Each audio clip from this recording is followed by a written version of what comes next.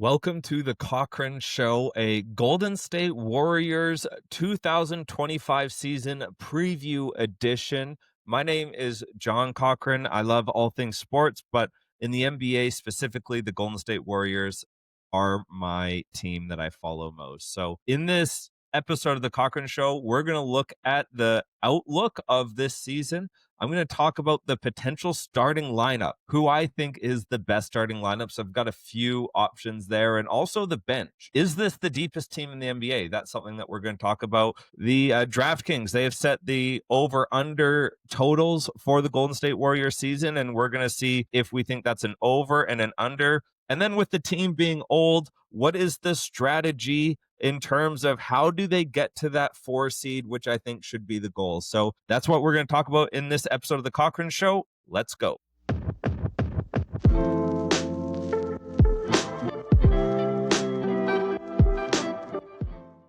Well, I am so excited for the NBA season to finally kick off. I find when the Warriors get bounced early in the playoffs and really no one cared about the NBA finals. So it seemed like the NBA finished a little bit early last year. This offseason just feels like it is taking forever. I live in Australia, so all games for me are early in the day.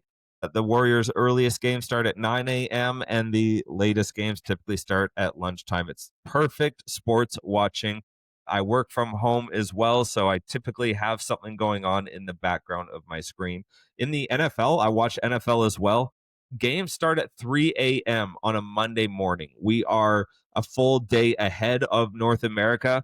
And so earlier in the season, when no other sports are on, I typically will wake up at 3 a.m. to get my NFL fix. I'll just watch a little bit of NFL Red Zone. But let's talk Golden State Warriors. What I'd love to do is first, let's talk about the additions that they made this offseason. Obviously, they signed Kuminga to a 2-year deal. 1 year and then a team option. It's a very tradable contract. We'll talk about that a little bit. Al Horford, he is officially a Golden State Warrior. He is going to be, he just fit like a glove for this team. D'Anthony Melton, he's back. I think that's a great addition. Hopefully he can stay healthy and see what he's like after recovering from that knee injury from last year. They got Seth Curry. I think contractually he'll have to be on the team, off the team, and then back on the team. But having a sharp shooter, I think he's got the highest NBA three-point percentage in NBA history. Comment below if I'm wrong, but I believe that's the case. Obviously, he's more of a catch and shoot 3-point shooter.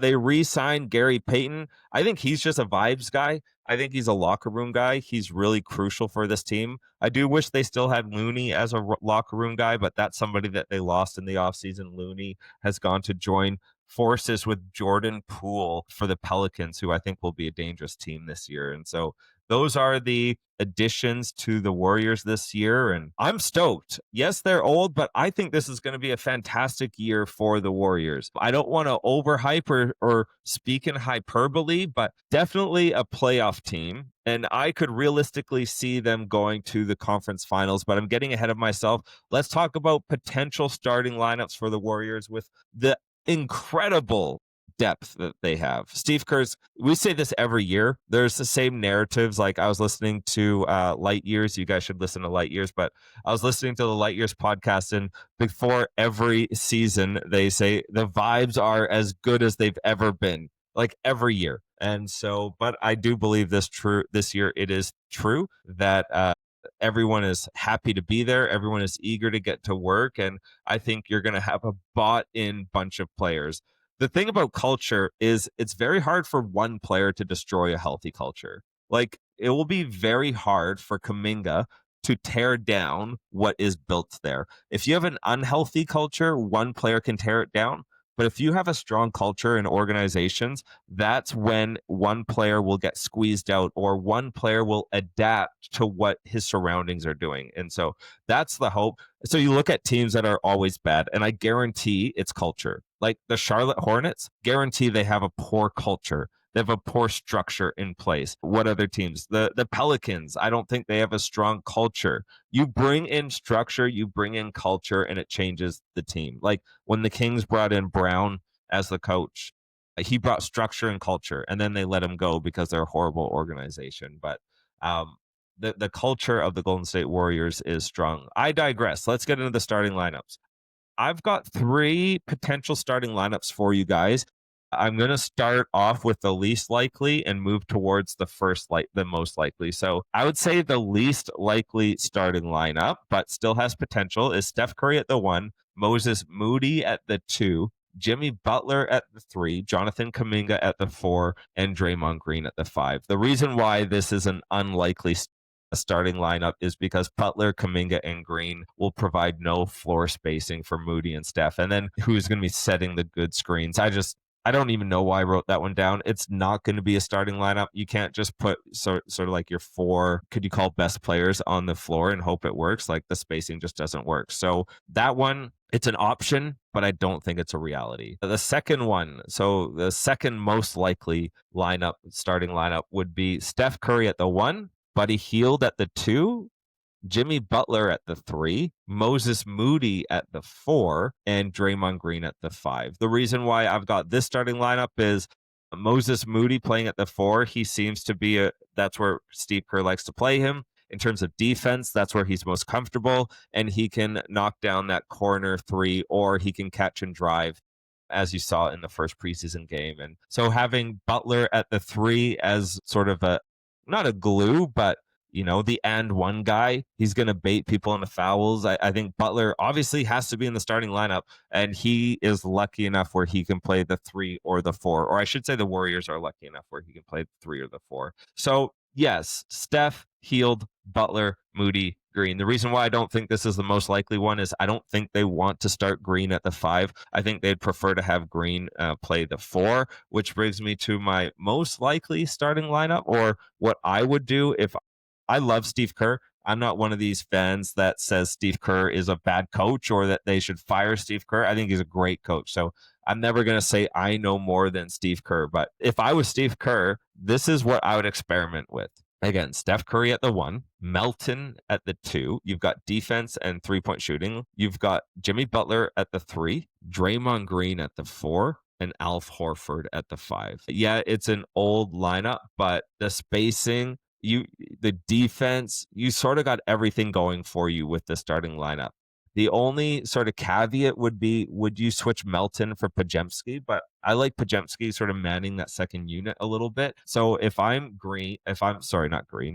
Steve Kerr, Steph Curry, Melton, Butler, Green, Horford is my starting 5. I just think that gives Curry the most opportunity to get open, and it gives the other players opportunity to take advantage of Curry's gravity and get open for either open cuts to the rim or corner 3-point shots for Al Horford, which then brings you to the bench. So let's just go off that being the starting lineup. Again, it's Steph, Melton, Butler, Green, Horford. Then if you look at the bench is elite. Like, comment below, what is a better bench in the NBA? And while you're commenting, I'd love for you to subscribe to the Cochran Show so you could get more Golden State Warriors NBA content throughout this season. But you've got Jonathan Kuminga as the 6th man, whether that's a reality or not, but let's just say Kuminga is the 6th man. You've got Podziemski, you got Moody, you've got Hield, and you've got Post. You could almost do a hockey lineup change with that lineup.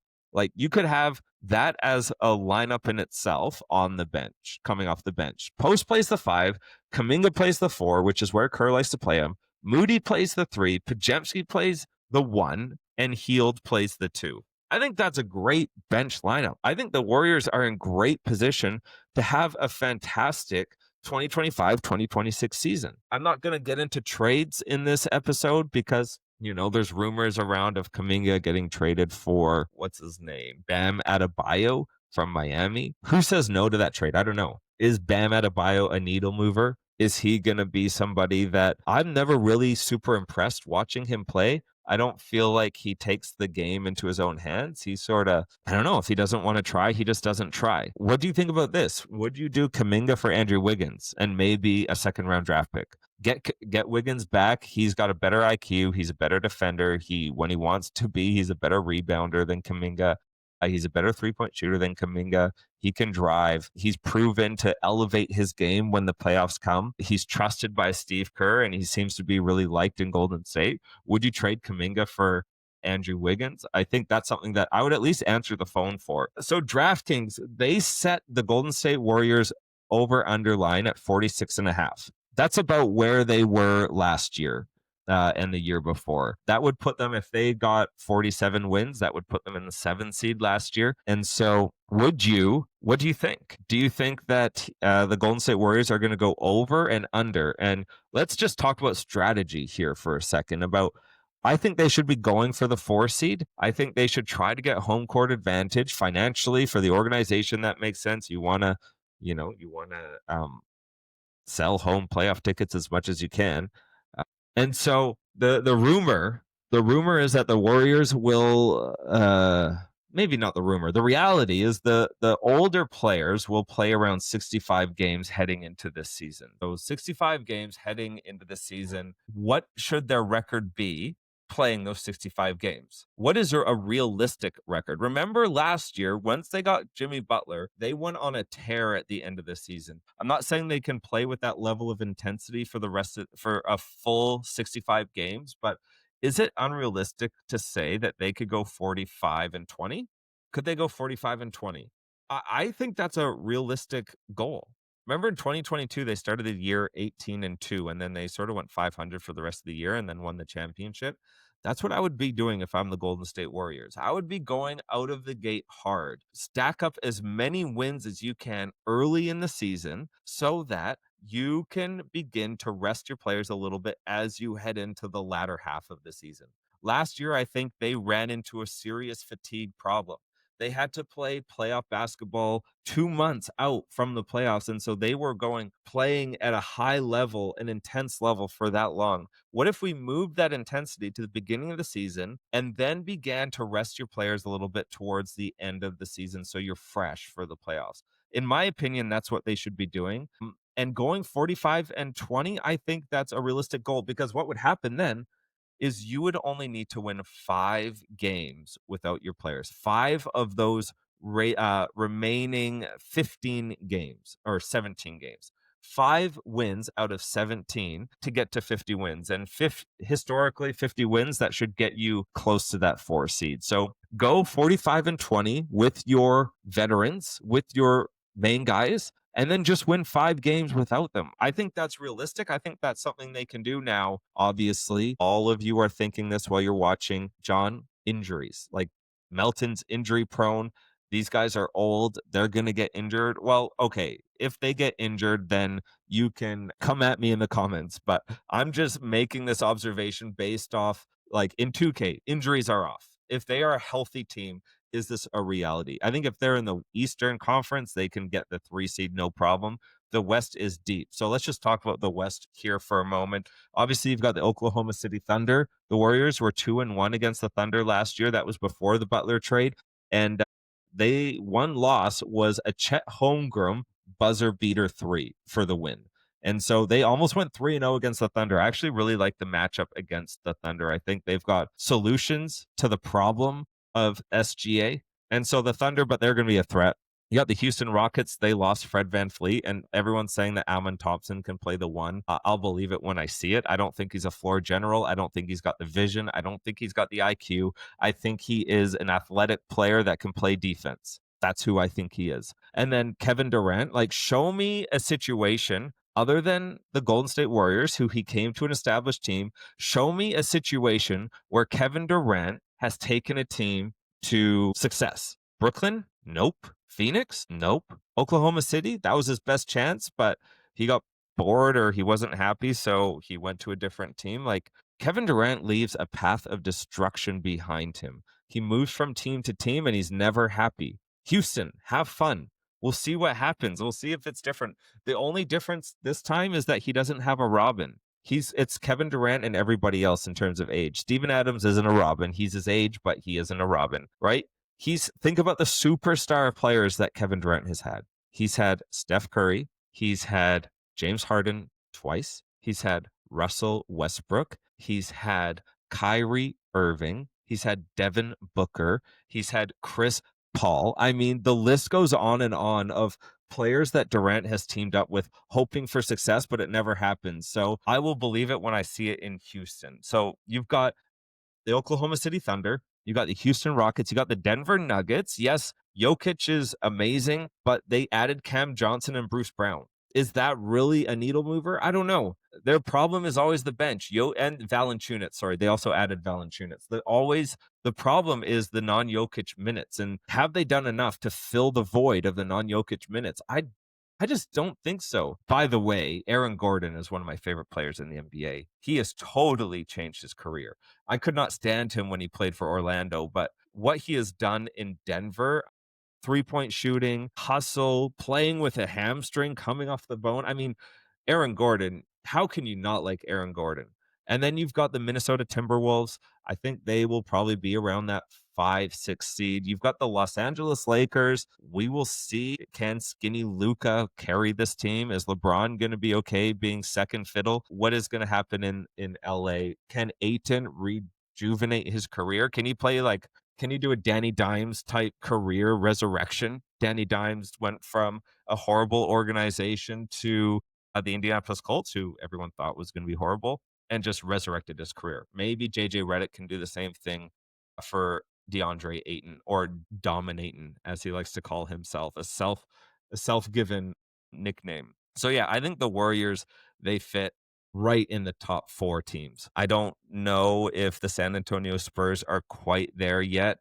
Memphis Grizzlies, it's sort of an unknown as well. What will the effects of Bane not being there anymore have? And is Ja and Jaren Jackson enough to carry that team? Is there a Western Conference team that I'm missing? I'm sure there is, because the Western Conference is just, it's so deep. The New Orleans Pelicans, if Zion Williamson is healthy, I could see them being a problem in the Western Conference, but that's also a big if. So yeah, Golden State Warriors, I would say they're going to get 50 wins. That is my prediction. You can timestamp it. You can keep the receipt. I'm going to keep the receipt. And I think that is the reality. I think that is a realistic win total for the Warriors coming in to the 2025-2026 season. Thank you so much for joining me on the Cochrane Show. The reason why I love to do this is because I'm in Australia and this is my outlet to talk sports. And so I'd love for you to interact with me in the comments. Let me know what you think. Warriors fans, shout me out in the comment section, and go Warriors.